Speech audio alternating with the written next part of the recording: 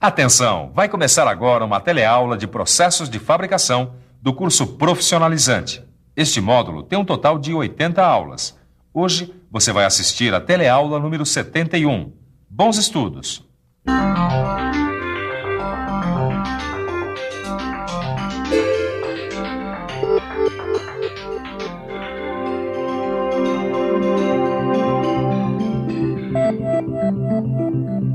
Na nossa vida diária, nós deparamos com vários objetos úteis. Quando prestamos um pouquinho de atenção neles, logo vem a pergunta: como será que eles são feitos? Essa curiosidade é importante, principalmente para aquele que pretende trabalhar no diversificado mundo da mecânica. Foi justamente tentando encontrar soluções para os problemas que foram criadas as ferramentas e as máquinas dos diversos processos de fabricação que você tem visto. Por exemplo, uma pequena presilha para papel, como essa aqui. Se você reparar direito, vai ver que não é um objeto tão simples como parece. Tem uma série de dobras.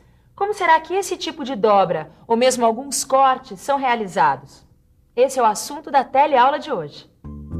Hoje você vai ter uma visão geral de como são os processos de conformação por meio de estampos de corte e dobra.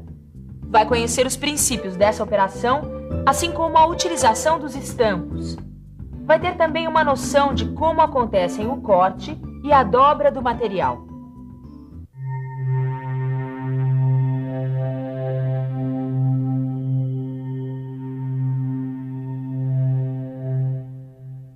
Ô, Ananias, vim te explorar um pouco. Ah, que é isso, Caio. É um prazer passar pra frente o pouco que eu aprendi.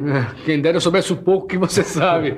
Ô, Ananias, eu queria mais informações sobre o corte. Claro, olha, esse assunto eu gosto muito. Mas o que exatamente você quer saber? Não, o básico. É só pra ter a ideia inicial desse processo de fabricação, entendeu? Ah, você disse muito bem. O corte é um processo de fabricação no qual se dá a seguinte operação.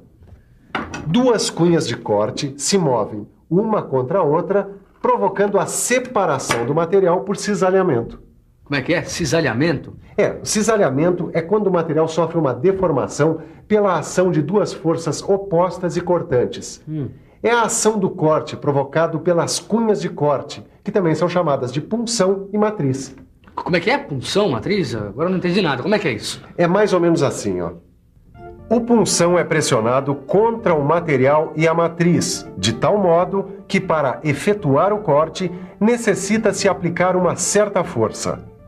Essa força recebe o nome de esforço de corte. Durante o corte, quando o material está sendo pressionado contra a matriz pelo punção, aparecem nele deformações elásticas.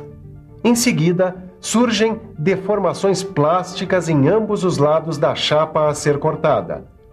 Com a pressão contínua do punção contra a matriz, o material começa a trincar, e essas trincas de ruptura, quando se unem, vão separando a peça da chapa.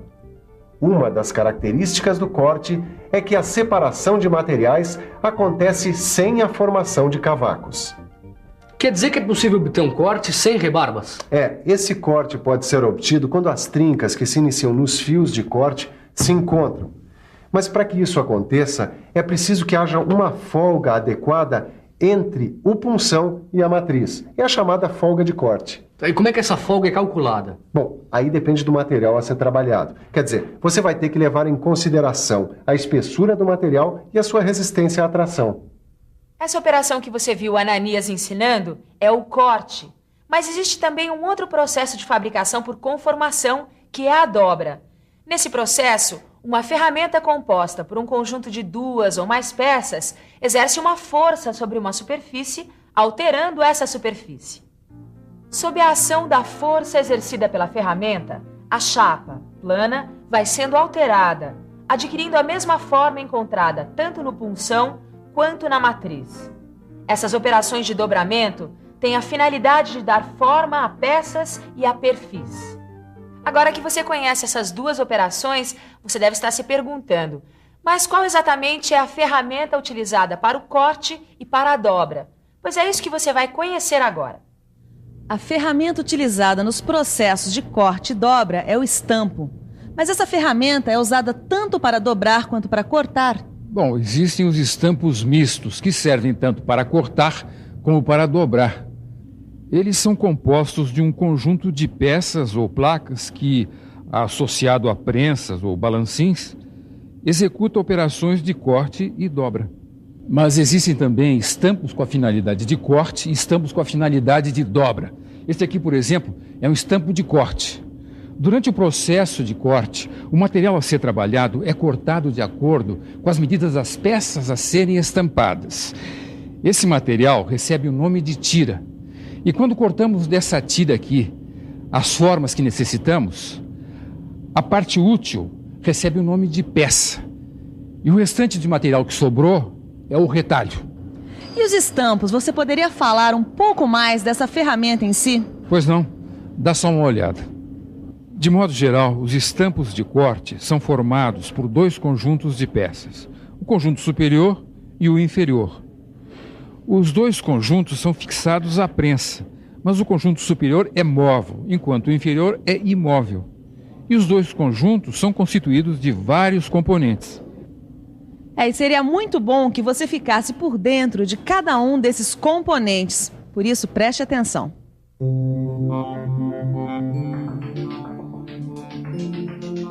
A parte superior do estampo é formada pelos seguintes componentes: a espiga, uma peça geralmente cilíndrica, feita de aço 1020 a 1030, que é introduzida e presa no alojamento do cabeçote da prensa e sustenta o conjunto superior. A placa superior também é uma placa de aço 1020 a 1030, cuja finalidade é fixar a espiga e unir, através de parafusos, duas outras placas, a placa de choque e a placa porta-punção. O aço da placa de choque é 1060 a 1070. Ela é temperada e retificada, e sua função é receber os choques produzidos pelas cabeças dos punções no momento em que eles furam ou cortam a chapa, evitando sua penetração na placa superior. E sua espessura varia de acordo com o material a ser cortado. A placa porta-punções é feita de aço 1020 a 1030, situada logo abaixo da placa de choque e da placa superior. Ela é fixada por parafusos e sua função é a de sustentar punções e cunhas. O punção é o componente que faz o corte quando introduzido nas cavidades da placa matriz, dando forma ao produto. É feito de aço com alto teor de carbono. Ele pode ser um punção simples, quando sua forma não apresenta dificuldades de construção. Mas quando ele possui partes frágeis que serão submetidas a grandes esforços, é chamado de punção com peças postiças. Existe também um punção cuja largura equivale ao passo da matriz, que é conhecido como faca de avanço. Ele é utilizado em estampos progressivos quando existe a necessidade de maior rapidez no trabalho. A faca de avanço faz um corte lateral na tira, com a mesma medida do passo. Isso possibilita o deslocamento da tira em passos constantes para a obtenção de peças padronizadas. Todos esses componentes que você viu, espiga, placa superior, placa de choque, placa porta-punções, punção e faca de avanço, são componentes do conjunto superior de um estampo para corte. Mas como você viu também, o estampo é composto de um conjunto inferior que possui vários outros componentes importantes para se conhecer. Um deles é a placa guia, uma placa de aço 1020 a 1030 que tem a função de guiar os punções e pilotos centradores nas cavidades cortantes da matriz. A espessura da guia vai depender do tamanho do estampo, do curso e da função dos punções. Existem também as guias laterais, duas peças de aço 1040 a 1060 colocadas na lateral da placa matriz, cuja função é guiar a tira de material a ser cortado. Elas podem ser temperadas e revenidas. A placa matriz é uma placa de aço com alto teor de carbono, temperada, revenida e retificada, com cavidades que têm a mesma secção dos punções. Ela tem a função de reproduzir peças pela ação dos punções. Pode ser inteiriça, quando é constituída de apenas uma peça, ou seccionada, isso é, constituída de várias peças e utilizada nos estampos de grandes dimensões. E por fim, existe a placa base, que serve de apoio à placa matriz e é fixada a ela por meio de parafusos e pinos de guia. É construída em aço 1020 a 1030. Quando a peça já cortada sai pela parte inferior da matriz, a placa base tem sempre uma cavidade com dimensão maior para facilitar a saída. Como você viu, o conjunto inferior do estampo é constituído pela placa guia, pelas guias laterais, pela placa matriz e pela placa base. Agora é hora de você saber alguma coisa sobre o estampo de dobra. O estampo de dobra também é conhecido como dobrador. E é igual ao estampo de corte? Bom, ele também é formado por punção e matriz, que são guiados pelo cabeçote da prensa. Assim, olha. O punção é esta peça maciça. A parte inferior dele tem um perfil que corresponde à superfície interna da peça que está sendo dobrada. Ele pode ser fixado diretamente no cabeçote através da espiga. A matriz é de aço e a sua parte superior tem a forma da parte exterior da peça e pode ser fixada diretamente sobre a mesa da prensa. Geralmente é sobre a matriz que se fixam as guias do material da peça, que são elementos adaptados ao estampo para dar uma posição adequada ao trabalho. E me diz uma coisa, com esse estampo eu posso dobrar qualquer coisa? Quer dizer, eu posso conseguir qualquer tipo de perfil? Bom, com a técnica de dobrar que você tem hoje em dia, você consegue várias possibilidades, mas é importante observar os diferentes aspectos do trabalho. Como assim? Olha, com um estampo simples, você pode conseguir vários perfis, mudando somente a posição da peça para obter a forma que você deseja. Mas preste atenção numa coisa. Olha aqui. Devido à recuperação elástica, uma peça que foi dobrada tende a voltar à forma inicial. E aí, como é que a gente faz? Por isso, quando você está fazendo um trabalho de dobra, precisa calcular um ângulo menor do que o desejado, para que depois desse processo da recuperação elástica, a peça fique com o ângulo previsto.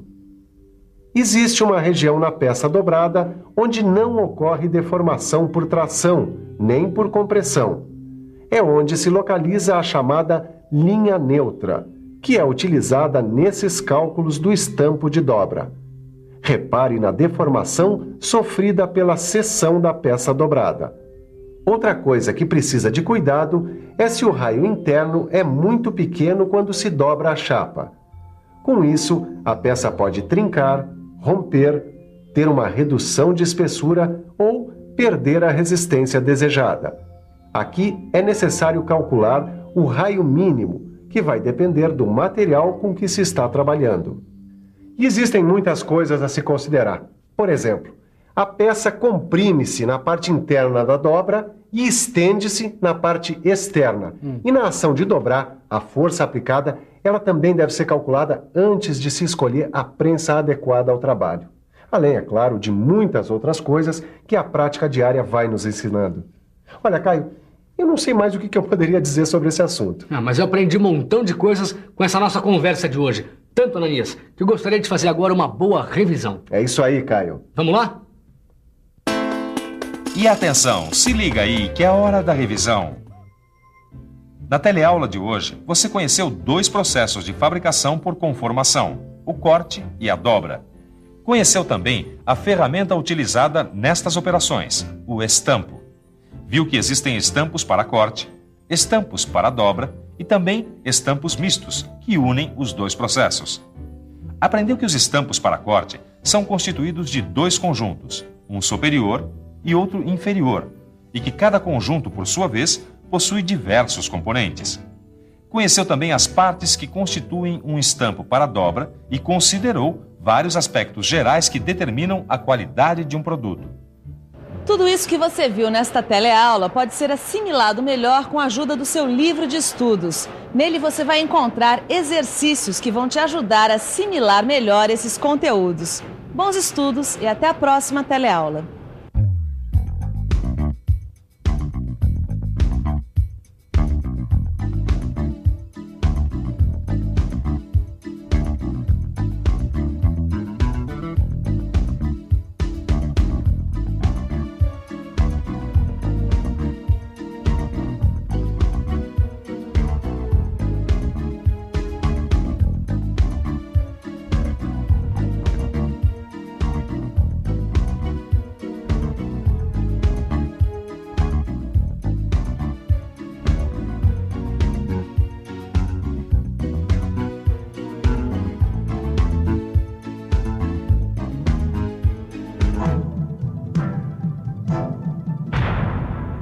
Telecurso 2000, um programa de educação do Sistema Fiesp e da Fundação Roberto Marinho.